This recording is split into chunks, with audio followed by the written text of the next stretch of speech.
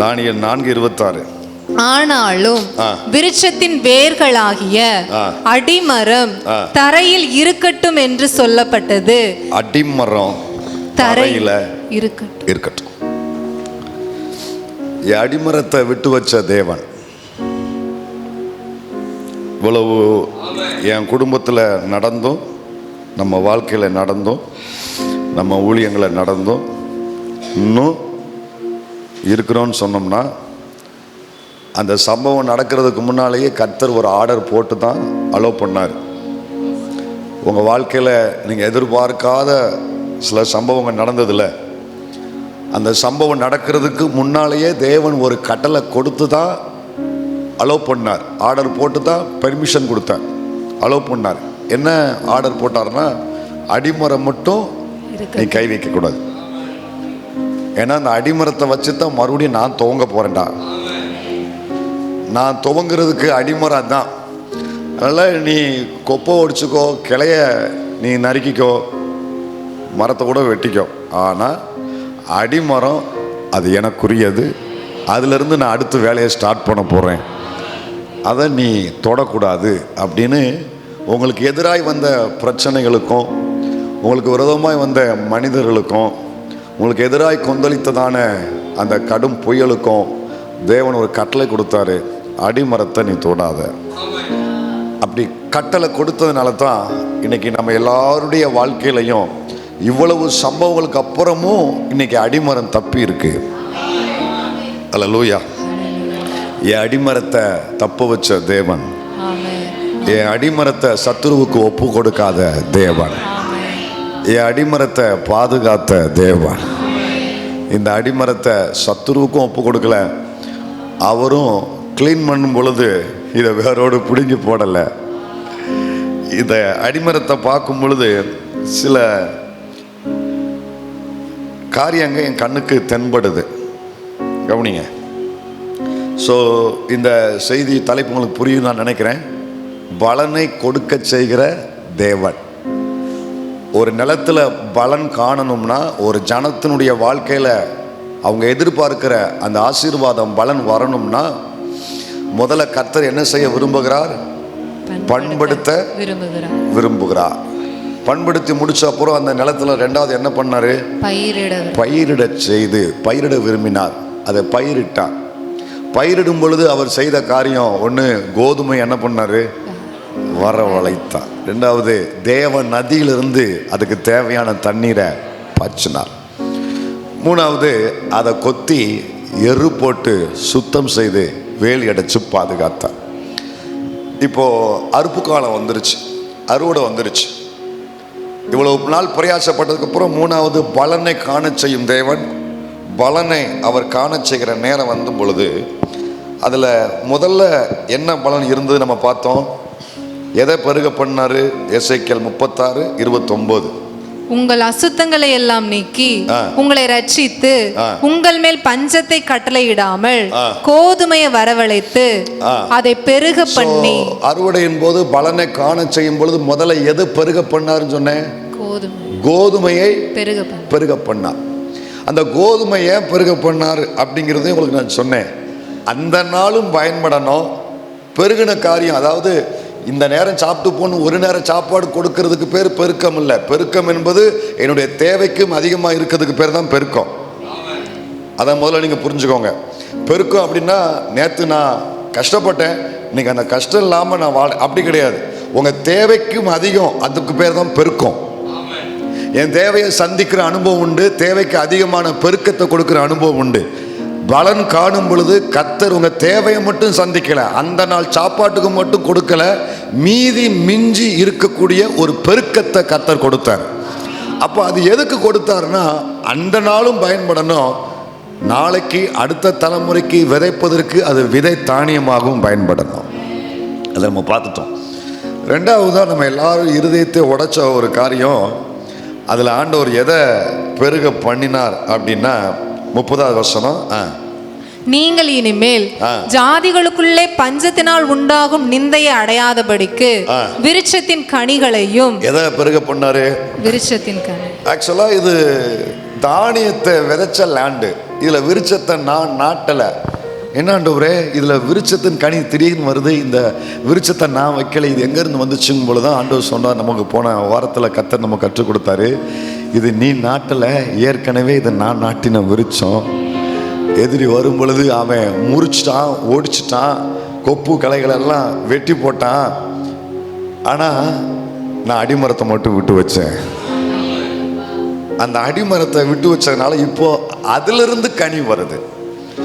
இப்போ அந்த கனி வர்றது அது இருக்கட்டும், முதல்ல அந்த அடிமரத்துக்கு வருவோம். புரிகிறதுக்காக தான் மறுபடியும் நான் முதல்ல இருந்து உங்களுக்கு சொன்னேன். இந்த அடிமரத்தில் பார்க்கும்போது எனக்கு ஆண்டவர் மேலும் சில காரியங்களை உணர்த்தினாரு.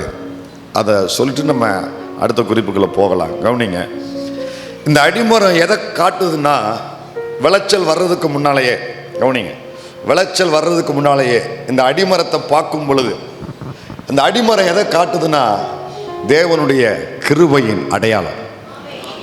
எதை காட்டுது? கிருபையின் அடையாளம்.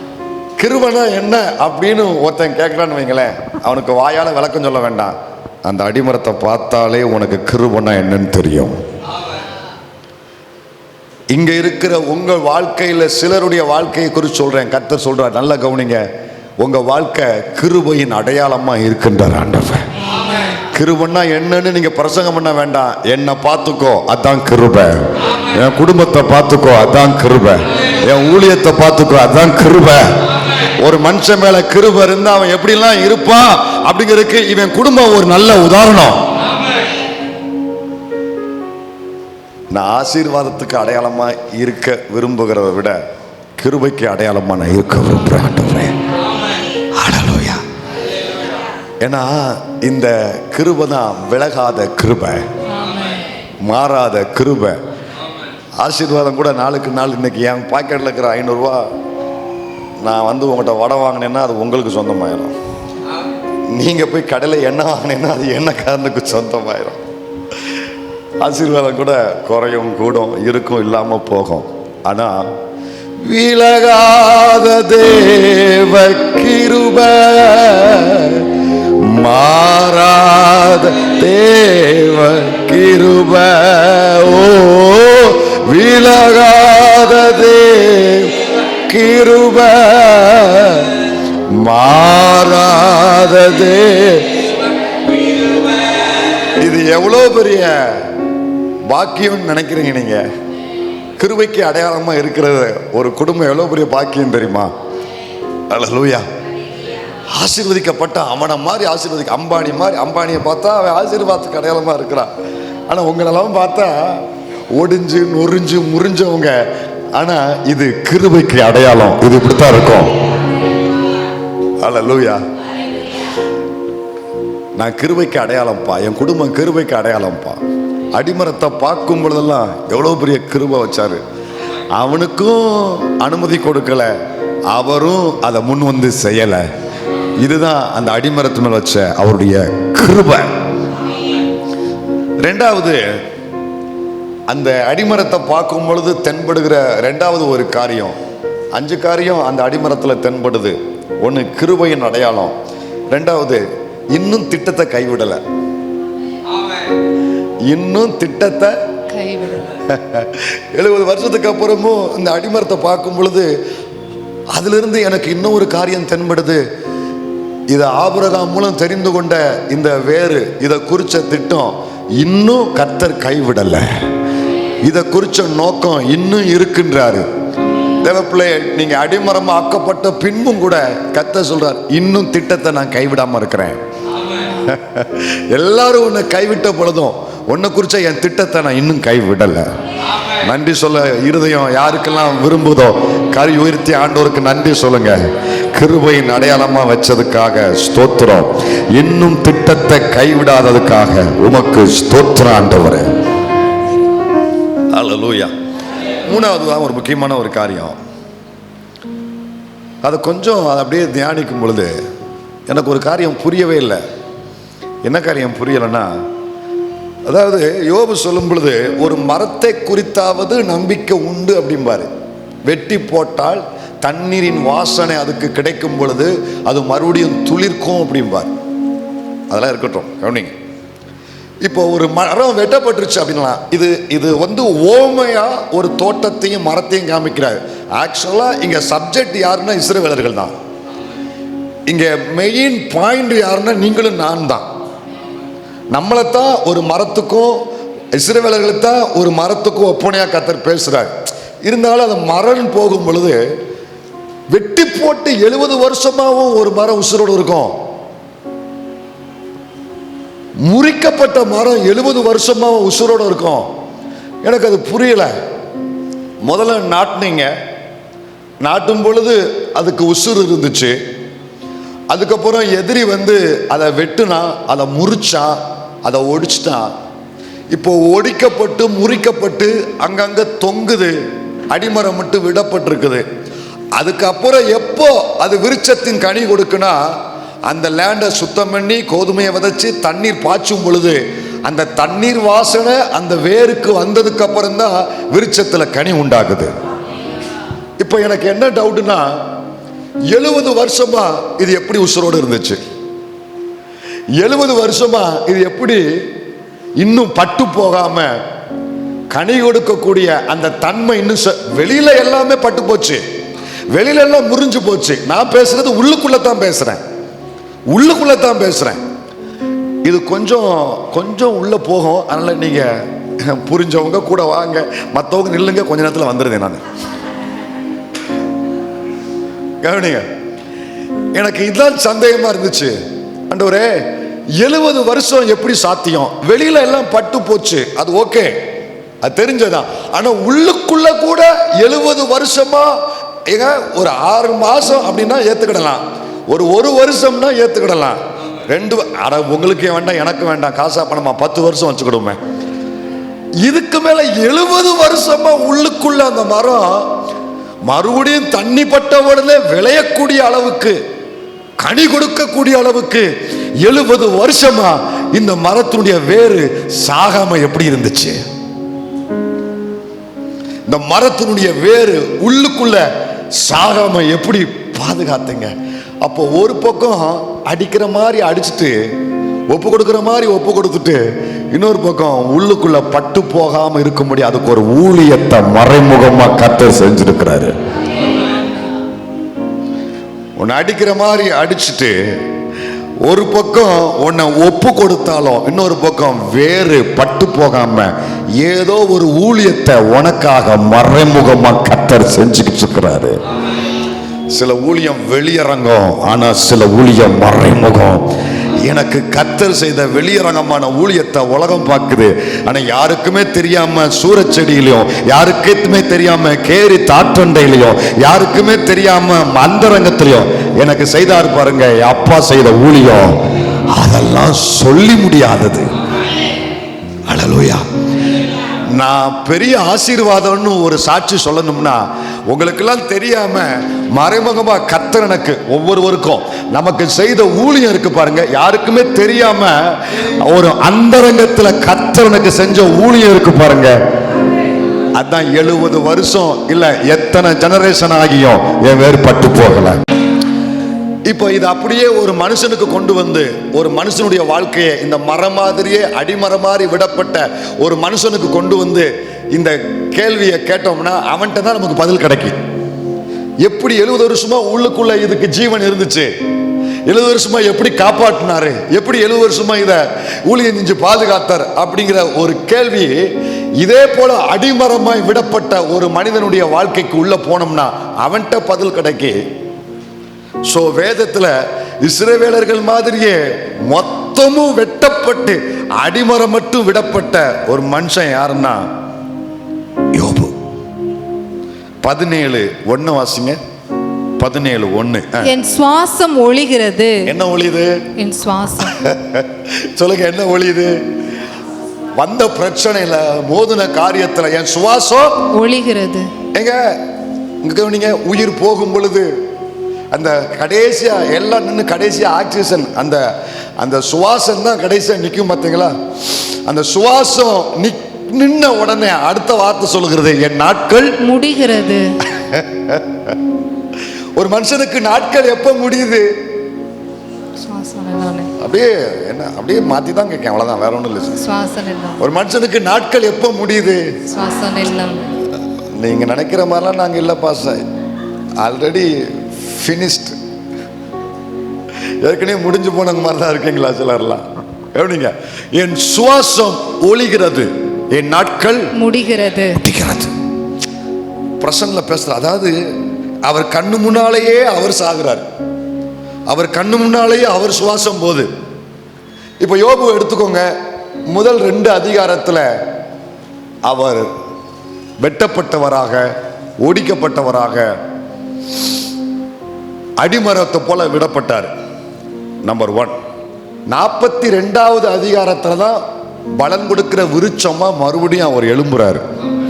இதுக்கு இடையில ஒவ்வொரு ஸ்காலர்ஸும் சில வருஷங்களை சொல்றாங்க. இப்போ அதுக்குள்ள நம்ம போக வேண்டாம். பைபிள் ஸ்காலர்ஸ் ஒவ்வொருவரும் சில வருஷங்களை குறிப்பிடுறாங்க. அதெல்லாம் அந்த பேசேஜை கனெக்ட் பண்ணி சொல்றாங்க. இப்போ அதுக்குள்ள போக வேண்டாம். இப்போ அது இருக்கட்டும், அது எத்தனை வருஷமா இருந்தாலும் இருக்கட்டும். ஏற்கனவே செத்து கொண்டு இருக்கிறேன், சாக போறேன், செத்துட்டேன், சிந்தா சாக போறேன்னு சொன்ன ஒரு மனுஷன் 42ல மறுபடியும் அவர் விருட்சத்தின் கனிகளை போல மறுபடியும் எழும்பி நின்று கனி கொடுக்கிறாரு. இப்ப என்ன சந்தேகம்னா, அந்த 2வது அதிகாரத்துக்கும் 42வது அதிகாரத்துக்கும் அந்த இடையில அவர் என் சுவாசம் முடிஞ்சிட்டுன்னு சொல்றார். எல்லாரும் பார்வையில அவர் சுவாசம், அவர் தான் சொல்றாரு என் சுவாசம் முடிஞ்சிட்டு, என் சுவாசம் ஆக்சிஜன் முடிஞ்சிட்டு, என் வாழ்க்கை முடிஞ்சிட்டு. முடிஞ்சு போச்சுல 42ல எப்படி நீ வந்த? உன் காரியம் முடிஞ்சு போச்சுல, உங்க குடும்பத்தின் காரியம், நீங்க எதிர்பார்த்த காரியம், உன் தரிசனத்தின் காரியம் முடிஞ்சு போச்சுல. ஓ வாயை திறந்த சலிப்பின் மிகுதியால நீங்க தானே சொன்னீங்க, வாயை திறந்த அன்னைக்கு என் குடும்பம் இதோடு முடியுது, என் ஊழிய முடிவுக்கு வருது, என் எதிர்கால முடிவுக்கு வருது, என் பிள்ளை காரியம் முடிவுக்கு வருது, நான் எதிர்பார்த்த நன்மை வரல, தீமை தான் வந்திருக்கு, அதனால எல்லாமே முடிவுக்கு வருது, சுவாசம் முடிஞ்சு போச்சு. செத்து போன நீ 42வது அதிகாரத்தில் எப்படிப்பா நீ வந்த? அப்பதான் யோபு சொல்றாரு, இந்த 2வது அதிகாரத்துக்கும் 42வது அதிகாரத்துக்கும் இடையில யாருக்குமே தெரியாம என் சுவாசத்தை காப்பாற்றும்படி மறைமுகமா எனக்கு ஒரு ஊழியம் செஞ்சாரு, மறைமுகமா எனக்கு ஊழியம் செஞ்சாரு. அடிமரத்தை விட்டு வச்ச தேவன் அந்த அடிமரத்துக்கு மறைமுகமா ஊழியம் செஞ்சாரு. மறைமுகமா அவர் செஞ்ச ஊழியத்தினால தான் வெளிப்புறமா நான் செத்து போனாலும் உள்ள இன்னும் சாகாதபடி விருட்சத்தின் கனி கொடுக்கிற நாள்ல நான் எழும்பி வரும்படி எனக்கு மண்ணுக்கு கீழே எனக்கு ஒரு ஊழியம் செஞ்சாரு. அப்போ அவற்றை நான் மறுபடியும் கேட்க, எப்படி நீ சுவாசம் முடிஞ்சிச்சுன்னு சொன்ன, நீ எப்படி சுவாசம் மறுபடியும் பிறந்துச்சு, எப்படி நீ வாழ்ந்த, எப்படி உசுரோடு இருந்த, எப்படி பிழைச்ச? சுவாசம் முடிகிறது அப்படின்னா அடுத்த ஒரு செகண்ட்ல முடிய போகுது. முடிஞ்ச நீ எப்படி உசுரோடு இருந்த? அப்பதான் அவர் இன்னொரு வசனத்தை சொல்றாரு 33:4. யோபு 33:4 அதே யோபு சொல்றாரு, தேவனுடைய ஆவியானவர் என்னை உண்டாக்கினார், சர்வ வல்லவருடைய சுவாசம் எனக்கு உயிர் கொடுத்தது. இதை இப்படி வாசித்தா பத்தாது, எல்லாரும் பைபிளையோ அல்லது டிவியோவோ பாருங்க. முடிஞ்சு போன என் சுவாசம் எதனால மறுபடியும் திரும்ப வந்ததுன்னா, நீ எதிர்பார்த்த, செத்து போனேன் நீ எதிர்பார்த்த அந்த இடைப்பட்ட 70 வருஷம், இடைப்பட்ட 40 வருஷம், இடைப்பட்ட 30 வருஷம், இடைப்பட்ட 10-15 வருஷம் அல்லது 6 மாசம் 1 வருஷம் எப்படி நான் உசுரோட இருந்தேன்னா, சர்வ வல்லவருடைய சுவாசம் எனக்கு உயிர் கொடுத்தது. எனக்கு மறைமுகமாய் ஊழியம் செய்தார்ல, அது என்ன ஊழியம் தெரியுமா? சர்வ வல்லவருடைய சுவாசம் எனக்கு உயிர் கொடுத்தது.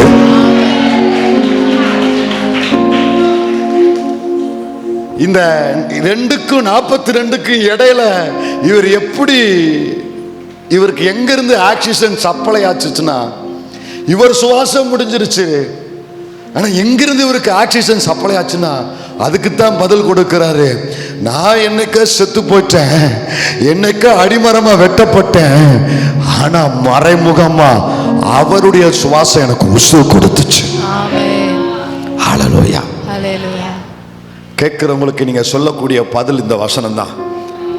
எப்படிப்பா இத்தனை வருஷ காலம் எங்க இருந்த, எப்படி இருந்த, உசுரோடு இருந்தியா, பிழைச்சையா, சாப்பிட்டையா, உன் பிள்ளை, உன் குடும்பம், உன் மனைவி எல்லாரும் பிழைச்சாங்களா, சாப்பிட்டாங்களா, எப்படி நீ இருந்தன்னா அதுக்கு ஒரே ஒரு பதில் தான், சர்வ வல்லவருடைய சுவாசம் எனக்கு உசுறு கொடுத்தது.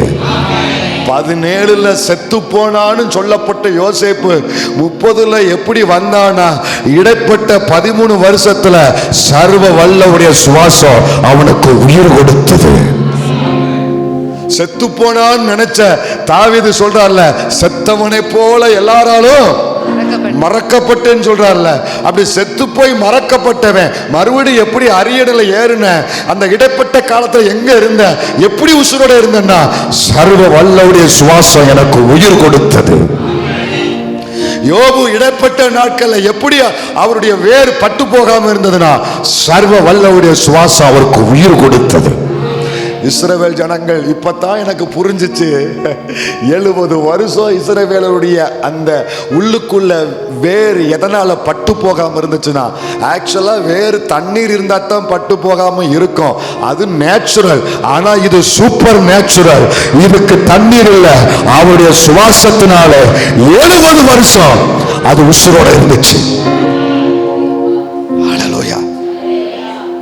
அவருடைய சுவாசம் அப்படின்னா, அவருடைய சுவாசம்னா அவருடைய வாயிலிருந்து பிறக்கடி அவருடைய வார்த்தை தான் சுவாசம். 70 வருஷம் எப்படி நான் பட்டு போகாம இருந்தேன் அப்படின்னா, 1ல இருந்து நான் துவங்க போறேங்கன்னு ஏற்கனவே திட்டம் வச்சிருந்தார்ல, அந்த வார்த்தையினால தான் அது உசுரோட இருந்துச்சு. அல்லேலூயா. நம்ம எல்லாரும் இன்னைக்கு மூச்சு விடுறது காரணம் சொல்லுங்க, அவருடைய மூச்சுனால. என் வாழ்க்கையில அச்சு முறிஞ்ச போதும் இன்னும் வண்டி ஓடுதுன்னா அவர் மூச்சு என்னை தாங்கிறதுனால. சொல்றீங்களா இந்த வார்த்தையை? அச்சு முறிஞ்ச போதும் இன்னும் வண்டி ஓடுதுன்னா அவர் மூச்சு தாங்கிறதுனால. ஆக்சுவலா அச்சு முறிஞ்சா என்ன ஆகணும்? படுத்துரும், கரண்டு ஓடி படுத்துரும். அச்சு முறிஞ்சதுக்கு அப்புறம் கூட இந்த வண்டி ஓடுது. எப்படிப்பா தாங்குது? அவர் மூச்சு தாங்குது, அவர் வார்த்தை தாங்குது, அவர் சுவாசம் எனக்கு உயிர் கொடுத்து தாங்குது, அனுதினமும் பேசுற வார்த்தை எனக்கு தாங்குது. என் வண்டி ஓடுறது வீல்ல இல்லை, அவருடைய வார்த்தையில். நீங்களும் நானும் ரன் ஆகி கொண்டிருக்கிறது வேற எந்த சப்போர்ட்லும் இல்லை, அவருடைய வார்த்தையில். அல்லேலூயா.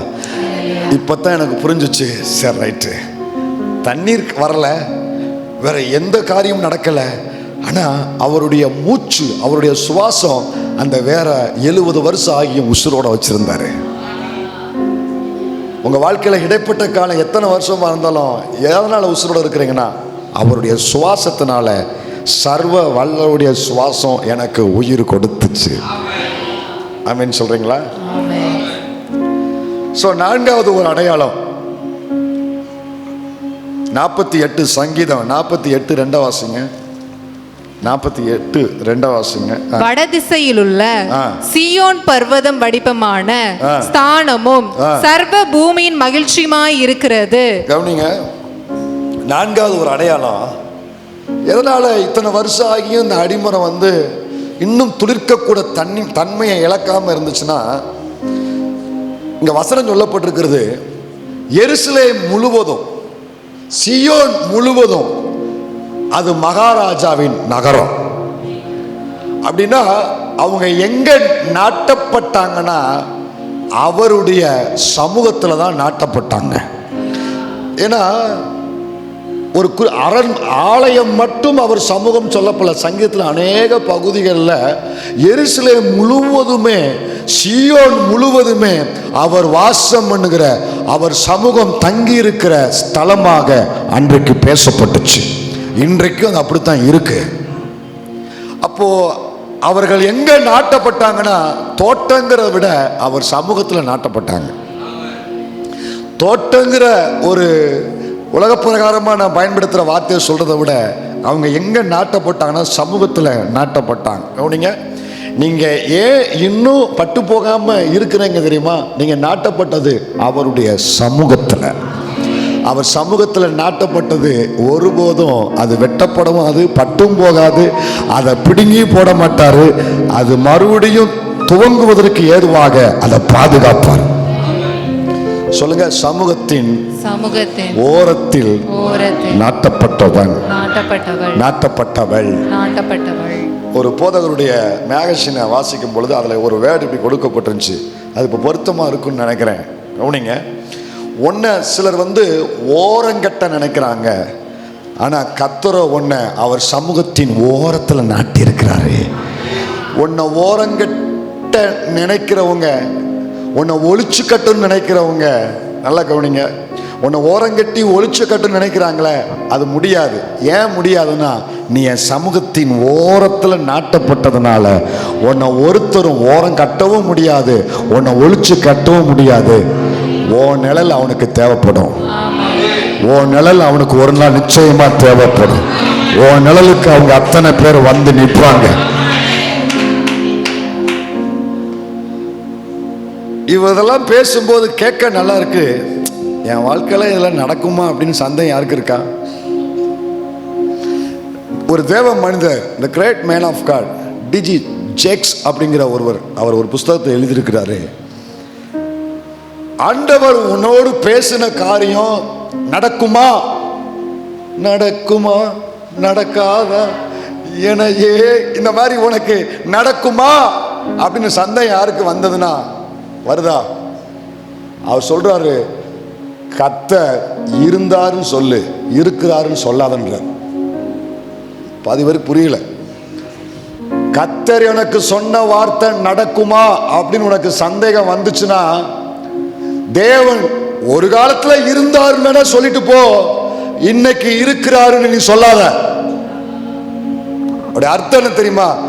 தேவன் இன்னைக்கும் உயிரோடு இருக்கிறான்னு சொல்லுகிற ஒரு தேவ பிள்ளை, கர்த்தருக்கு சொன்ன வார்த்தை அது நடக்குமாங்கிற கேள்வி அந்த பிள்ளைக்கு வரவே வராது. எனக்கு குபீர்னு ஆயிடுச்சு. நடக்குமான்னு உனக்கு சந்தேகம் வந்ததுன்னா, கர்த்தர் இருந்தாருன்னு சொல்லிட்டு போ, இருக்காருன்னு சொல்லாதன்றார்.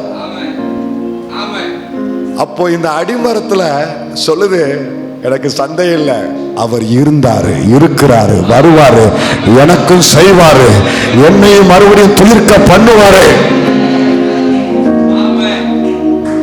எத்தனை பேர் நம்புறீங்க? ஹல்லேலூயா. ஏசாயா 11:1 வாசிக்கிறோம். ஈசா என்னும் அடிமரத்திலிருந்து, கவனிங்க, ஈசா என்னும் அடிமரத்திலிருந்து, இதாவது 70 வருஷம் இல்லையா?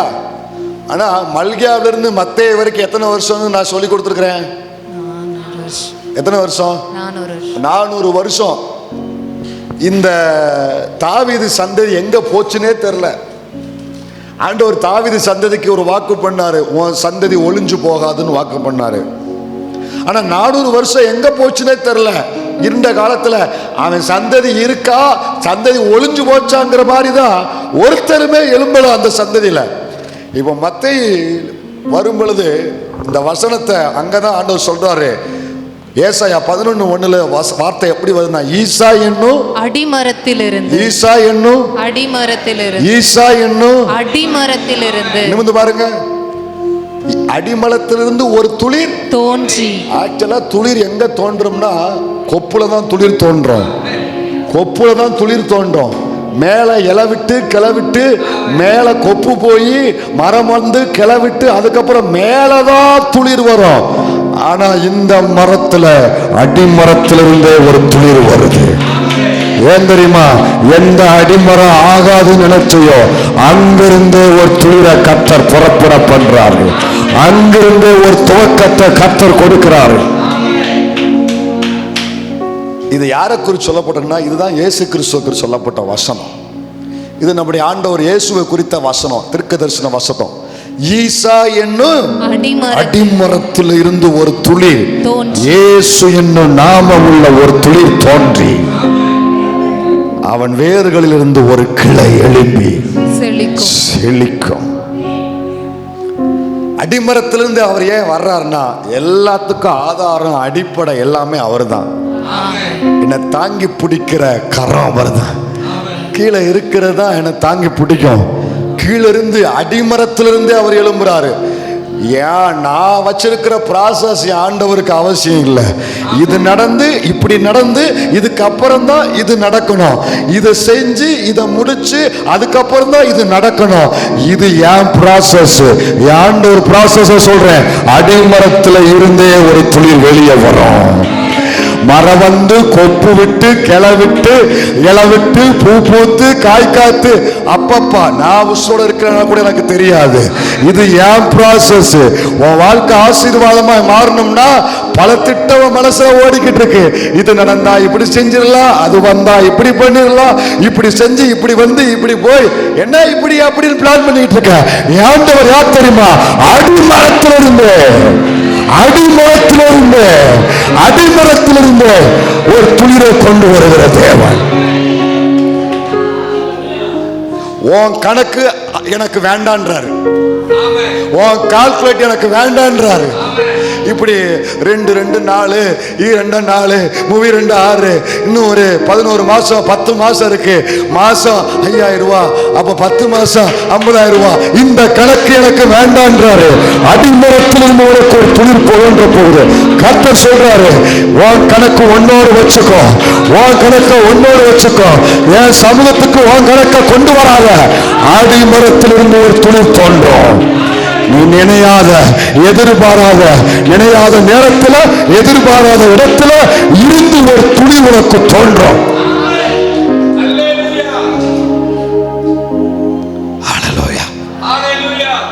மனுஷனுடைய ஞானத்தை பைத்தியமாக்குகிற கர்த்தர்.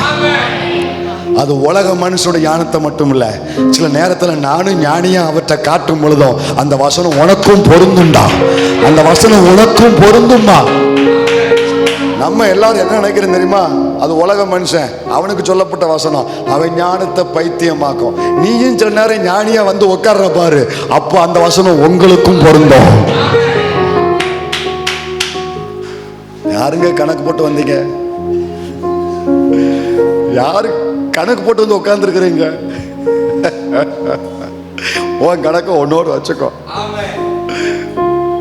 என் கணக்கு நான் சொல்றேன். மேல் எங்க பாளையத்தில் ஒரு பெரிய பிரச்சனை வருது. உன் கூட தான் பேசுவாரா கர்த்தர் என் கூட பேசுவார் அப்படின்னு. அப்போ எல்லா பேரும் வாங்கடா, எல்லா பேரும் ஆளுக்கு ஒரு குச்சியை கொண்டு வாங்கடா அப்படின்னு சமூகத்தில் கொண்டு போய் குச்சியை வைக்கிறாரு. அது உள்ள போனா ரொம்ப லேட் ஆயிரும். கவனிங்க, சமூகத்தில் போய் ஆரோனுடைய கோல் வருது, எல்லா கோத்திரத்துக்கும் ஒரு கோல் வருது, கொண்டு போய் வைடா அப்படின்னு சமூகத்தில் வெறும் 12 மணி நேரம், ஒரே ஒரு நைட்டு. ஆனால் வசனம் என்ன சொல்ல தெரியுமா? வாசி வைக்கலாம் அந்த வசனத்தை. இதை மோசே இஸ்ரவேல் புத்திரரோட சொன்னான். அப்பொழுது அவர்களுடைய பிரபுக்கள் எல்லாரும் தங்கள் பிதாக்களுடைய வம்சத்தின்படி ஒவ்வொரு பிரபுக்கு ஒவ்வொரு கோளாக 12 கோள்களை அவனிடத்தில் கொடுத்தார்கள். 12 பேர் 12 குச்சியை வச்சிருக்காங்க. சரியா? வச்சுட்டு இப்போ வச்சாச்சு. காலையில் விடிஞ்ச உடனே என்ன நடக்கு? அங்க வந்துரு, சீக்கிரம் விடியட்டும், அவன் வந்துரு. ஆரோனின் கோலும் அவர்களுடைய கோள்களுடனே இருந்தது. ஆரோனின் கோலும் அதை மட்டும் ஆண்டவர் ஸ்பெசிஃபிக்கா ஃபோக்கஸ் பண்றாரு. எங்க பைபிள்ல எப்பொழுதுமே எப்படி பார்க்கணும்னா, ஆதி ஆகமத்துல இருந்து ஆண்டவர் எப்பொழுதுமே ஒரே ஒரு காரியத்தை மட்டும்தான் ஃபோக்கஸ் பண்ணிட்டே வருவார். கல்யாண வீட்டில் வந்த உங்களை எல்லாரையும் எடுத்தாலும் கேமரா மறுபடியும் எங்கே தான் திரும்பும்? அது மாதிரி பைபிளில் அங்கங்கே திரும்பினாலும் மறுபடியும் ஃபோக்கஸ் முழுவதும் அவருடைய காரியம் எங்கவோ அங்கே மட்டும்தான் ஃபோக்கஸ் வரும். 11 குச்சி, அது 11 குச்சியும் 11 ஒரே செட்டா ஆக்கிட்டாரு. ஆனா ஆரோனின் கோலும் அங்கே இருந்தது. அந்த கோள்களை மோசே சாட்சியின் கூடாரத்திலே கர்த்தருடைய சமூகத்தில் வைத்தான். எல்லா கோள்களையும் கொண்டு போய் தான் வச்சான். எல்லா கோளையும் கொண்டு போய் தான் வச்சான். சரியா? மறுநாள் மோசே சாட்சியின் கூடாரத்துக்குள் பிரவேசித்த 12 மணி நேரம் தான் ஆச்சு. முதல்ல சாயங்காலம் 6 மணிக்கு வச்சிருக்கான் வைங்களேன். காலையில் 6 மணிக்கு போய் உதாரணமா எடுக்கிறான் வைங்களேன். மறுநாள் போகும்பொழுது இதோ லேவியின் குடும்பத்தாருக்கு இருந்த ஆரோனின் கோல் துளிர்த்திருந்தது. ஆரோனின் கோல் துளிர்த்திருந்தது. அது துளிர் விட்டு பூ பூத்து. நமக்கு புரியல, வசனம் புரியல.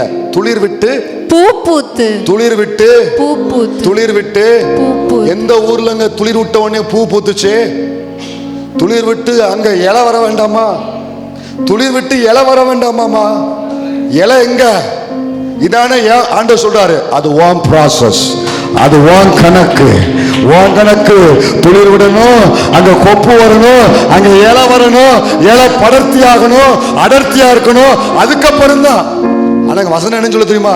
இலையவே காணோம், ஆனா அங்க என்ன வந்துச்சு தெரியுமா?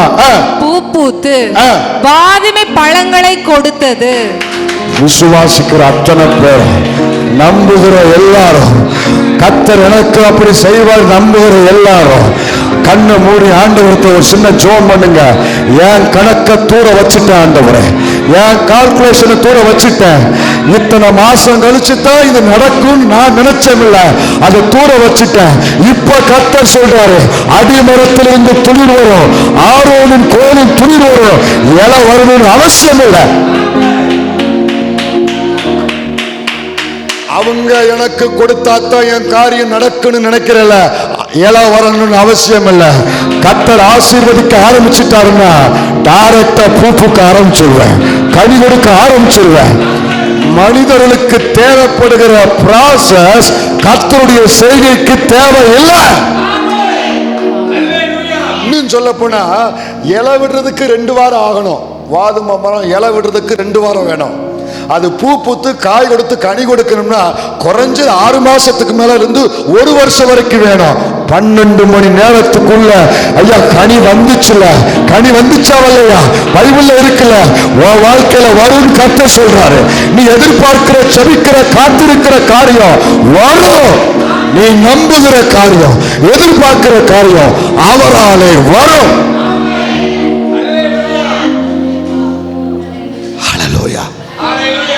நம்பிக்கை வருதா வரலையா உங்களுக்கு? உசுறு போய் தான் மிச்சமா இல்லையா? விசுவாசம் வருதா உங்களுக்கு? உங்களுக்கு விசுவாசம் எப்படியாவது வரணுங்க இருக்காதா? உயிர் போகாத குறையா கத்துக்கிட்டு இருக்கேன். ஐயா வருயா, வருயா, இலை வரணும்னு அவசியம் இல்லையா? சோவன் சோ எனக்கு ஹெல்ப் பண்ணணும்னு அவசியம் இல்லையா? கனி வருயா.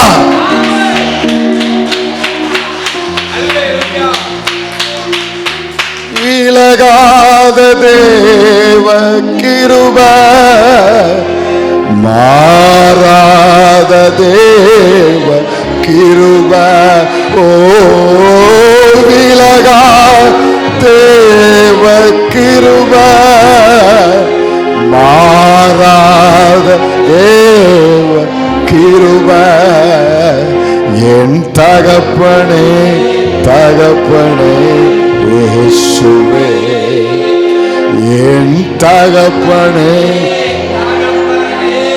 இயேசுவே.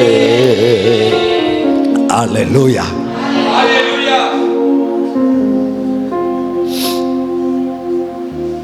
இன்னொரு வேத அறிஞர்கள் கருத்து ஞாபகம் வந்து சொல்லியிருந்தேன். வாதுமை மரத்துடைய ஸ்பெஷல் என்ன அப்படின்னா, அது இலைலாம் அதுக்கு அவசியமே இல்லை. அவங்க டைரக்டாக என்ன பண்ணுவாங்கன்னா கனி கொடுப்பாங்க.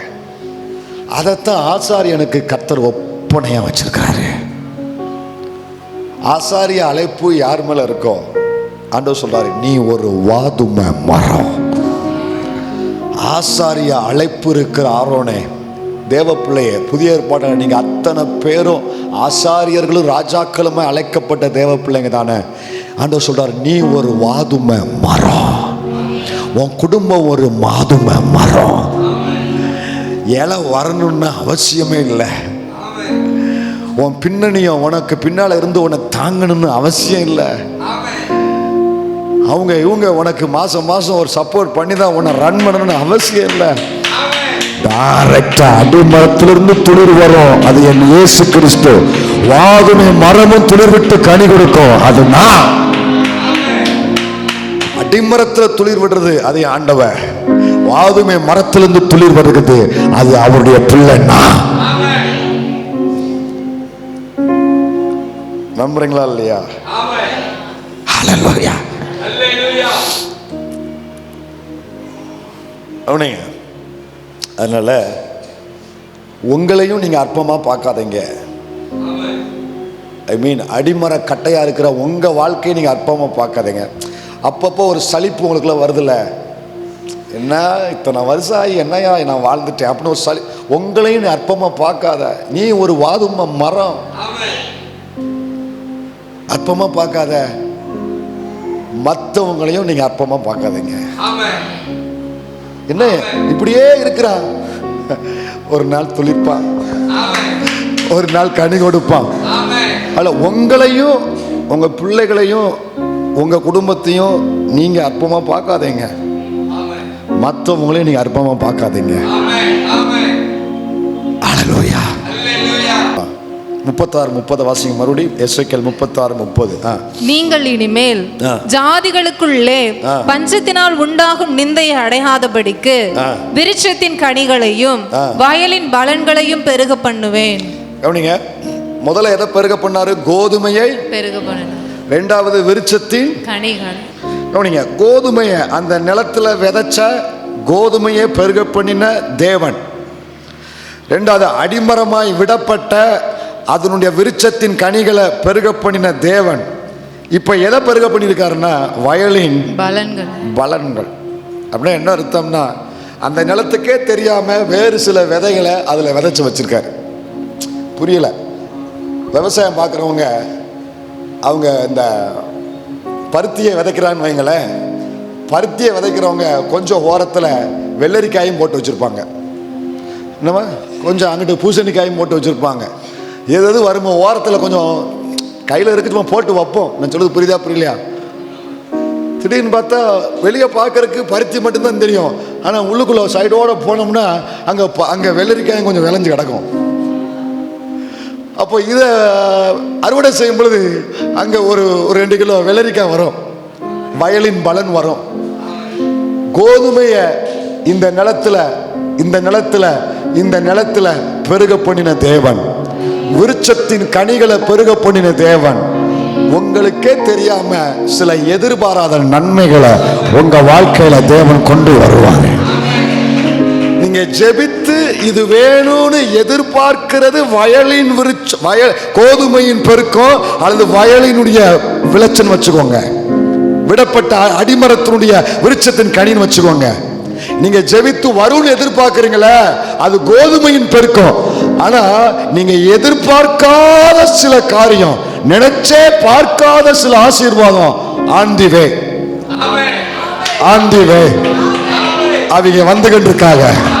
அவங்க வந்துகிட்டு இருக்காங்க, எதிர்பாராத சில ஆசீர்வாதம் அது வந்து கொண்டிருக்கிறது. வேறு சில விதைகளை உன் நிலத்துல கர்த்தர் விதைத்து வைத்திருக்கிறார். இது எதிர்பார்க்கல. ஒரே கோதுமையை விதைச்சங்க, அதை நான் எதிர்பார்த்தேன்.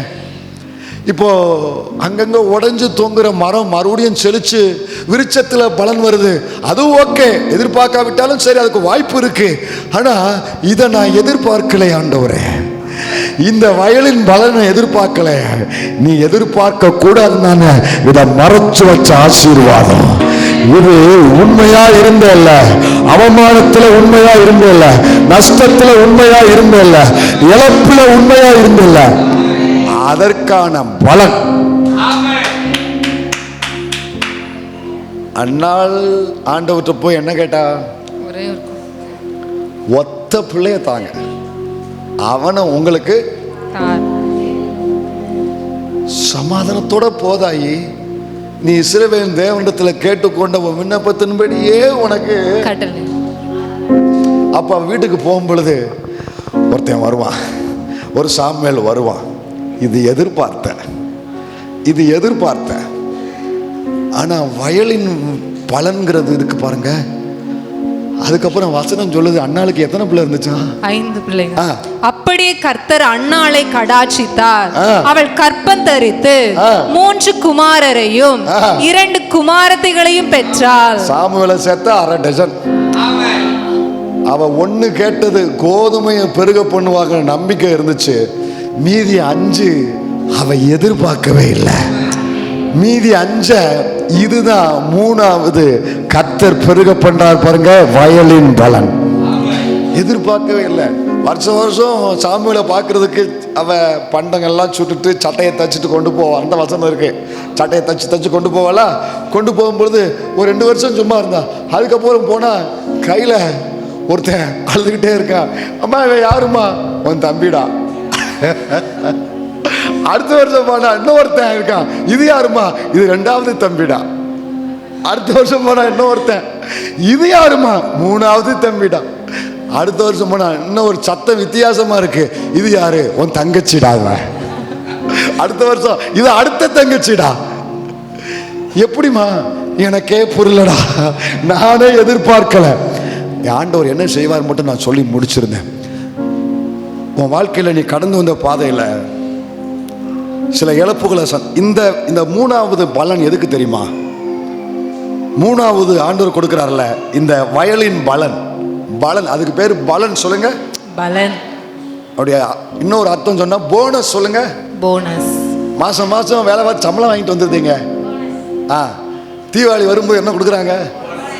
போனஸ்.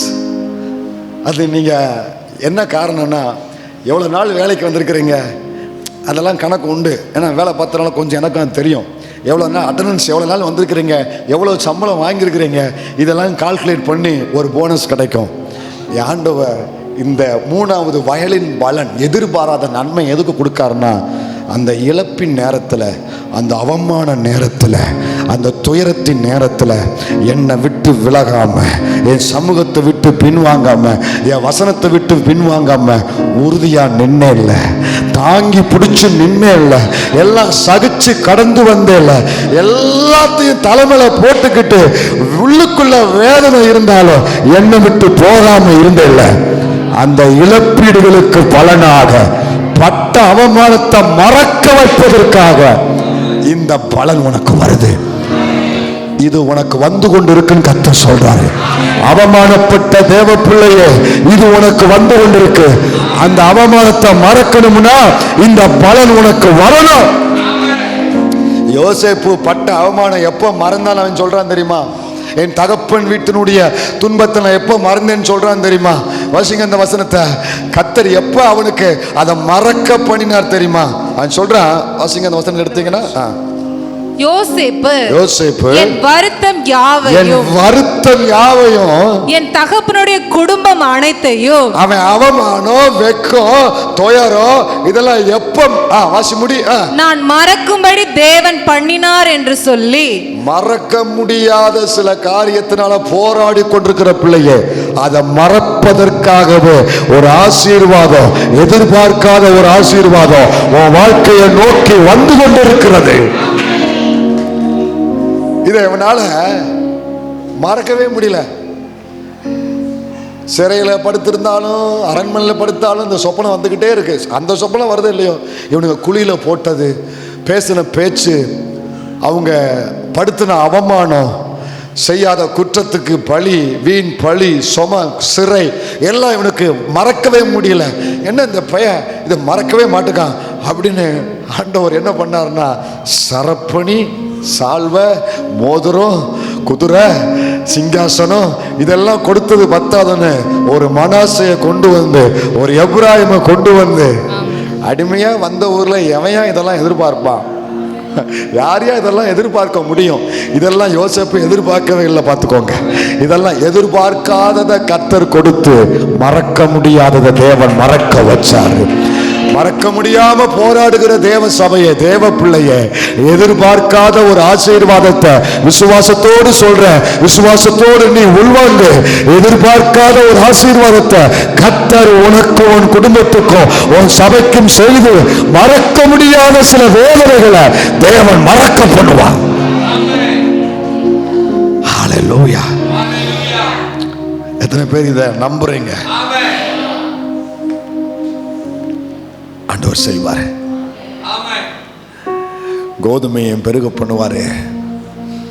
விருட்சத்தின் கனியும் எனக்கு வரும், எதிர்பார்க்காத சில பலனும் எனக்கு வரும். இந்த 3ஐயும் எந்த நிலத்துக்கு கொடுக்காருன்னா, அவமானப்பட்ட நிலத்துக்கு கொடுக்கிறாரு, நிந்தையை சுமந்த நிலத்துக்கு கொடுக்கிறாரு. நிந்தையை சுமந்தாலும் அவமானத்தை சுமந்தாலும் இது கர்த்தரின் தோட்டம் என்கிற அடையாளத்தை இழக்காம இருந்துச்சு. நீ நிந்தைய அவமானத்தை சொந்தாலும் நீ தேவ புள்ளங்கிற ஒரு அடையாளத்தை இழக்காம இருக்கிறல்ல, கர்த்தர் தந்த ரட்சிப்பை இழக்காம இருக்கிற, விசுவாசத்தை இழக்காம நீ அவருடைய புள்ளங்கிற அந்த அடையாளத்தை மட்டும் பத்திரமா பார்த்துக்கோ. அதை மட்டும் கர்த்தர் பத்திரமா பார்த்துக்கிட்ட சொல்றார். நீ எதை பத்திரமா பார்த்துக்கிடணும்னா, நீ அவருடைய பிள்ளை. என்ன ஆனாலும், ஆமாயா என்ன ஆனாலும் நான் அவருடைய பிள்ளை தான், நான் அவருடைய ஊழியக்காரன் தான், நான் அவரைத்தான் பின்பற்றுவேன், அவரைத்தான் சேவிப்பேன். நீ பேசணும்னா நீ மட்டும் இல்லை, வாடகைக்கு 100 பேரை பிடிச்சிட்டு வந்து நீ பேசிட்டு போ, அதை பற்றி எனக்கு கவலை இல்லை.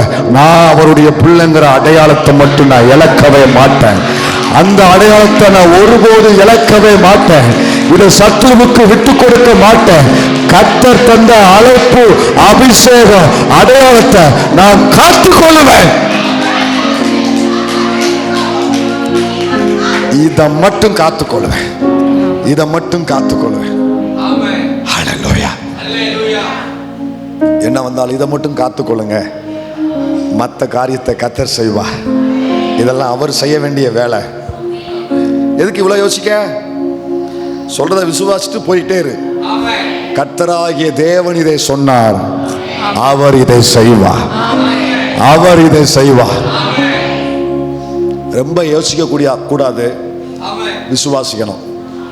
சொல்லுங்க, யோசிக்க கூடாது, விசுவாசிக்கணும். யோசிச்சா நான் மறுபடியும் தடுமாறிடுவேன். விசுவாசிச்சா அவர் என்னை தாங்கி பிடிச்சிருவாரு. ஹல்லேலூயா. முழங்கால் படிடுமா? தப்புனே, நீங்க விட்டு வச்ச அந்த அடிமரத்தை குறித்து ஒரு திட்டம் வச்சிருப்பதற்காக நன்றி அப்பா. நாங்க ஏதோ ஒரு பிரசங்கம் பண்ணணும், ஜனம் ஏதோ ஒரு பிரசங்கம் கேட்கணும் பண்ணணும்னு நாங்க வரல, கேட்கணும்னு வரல. நீங்க எங்களுக்கு செய்யறத சொல்லியிருக்கீங்க, கேட்டு விசுவாசிக்க வந்திருக்கிறோம். கேட்டு இப்ப விசுவாசிக்கிறோம். கர்த்தராகிய தேவன் இதை சொன்னீர், இதை நீர் செய்வி. உங்க வார்த்தையை மட்டும் மகிமைப்படுத்துங்க. நீர் பெருக, நாங்க சிறுகணும். இயேசுவின் நாமத்தில் பிதாவே.